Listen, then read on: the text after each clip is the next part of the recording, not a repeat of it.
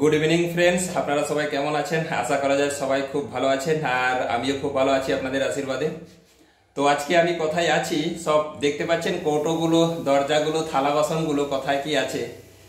তো আপনারা মনে মনে ভাবছেন যে আমি এখানে কি করছি, কোথায় আছি। চলুন আপনাদেরকে একটুখানি দেখাই।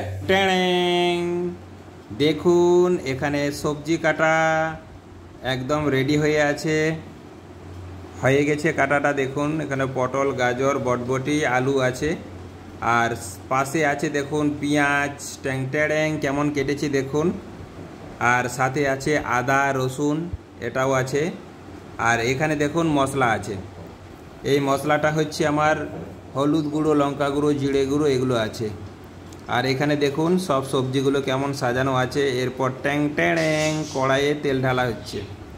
আপনারা যখন তেল ঢালবেন পরিমাণ মতো ঢালবেন, বেশিও ঢালবেন নাই, কমও ঢালবেন নাই। আমি তো নতুন আর বলতে পারছি না কতটা ঢালবেন। এরপর দেখুন এখানে পেঁয়াজ, আদা, রসুন সব কিছু দেওয়া হলো, রসুনও দেওয়া হচ্ছে। এরপর চলুন একটুখানি খুন্তিটাকে নাড়াই, তাই তো।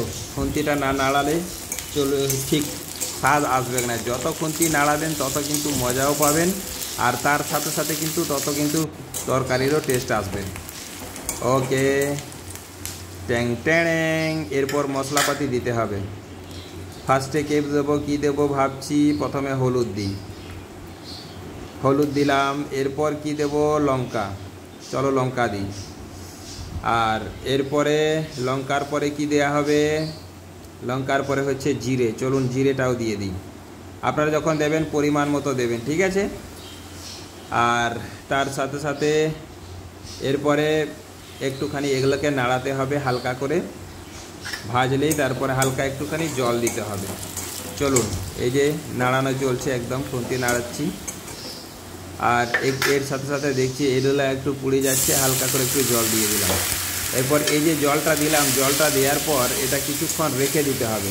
মানে এটা একটুখানি হালকা এখান থেকে একটু তেল তেল ভাব আসবে, ঠিক আছে। জলটা একটু কমে যাবে।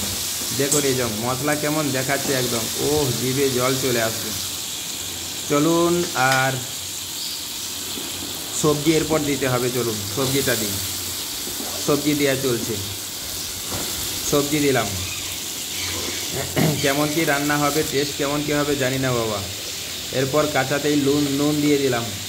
নুনটা বেশি হবে নাকি কি জানি, ভয় ভয় লাগছিল, তবুও দিয়ে দিলাম। যা হবে হবে, দিয়ে দিলাম নুনটা। আপনারা কিন্তু পরিমাণ মতো দেবেন, ঠিক আছে। বেশিও দেবেন না, কমও দেবেন না। ওকে, আর চলুন এরপর একটু খুন্তিটা নাড়ানো শুরু হয়ে গেছে। এরপর খুন্তি নাড়ানো কমপ্লিট হয়ে যাবে। এই যে দেখুন পুরো মশলাটা মেখে গেল চারিদিকে। একটা পড়ে গেল। যাই হোক, ওটা নিয়ে কোনো চিন্তা নেই, এরকম হতেই থাকবে। একটা পড়লে বিশেষ কিছু কমবে নাই। আর এরপরে চলুন আস্তে আস্তে এগুলোকে, যেহেতু মশলা চারিদিকে মাখানো হয়ে গেছে, এরপর এটাকে ঢাকনা দিতে হবে। একদম অটোমেটিক হালকা হালকা জল বেরোবে। এই যে ট্যাং ঢাকনা দেওয়া হয়ে গেল।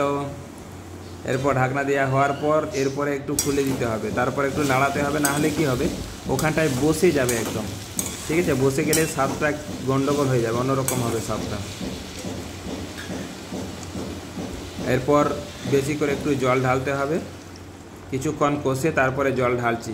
এটাও পরিমাণ মতো যে দেবেন, যাতে সেদ্ধ হয়ে যায়, ব্যাস।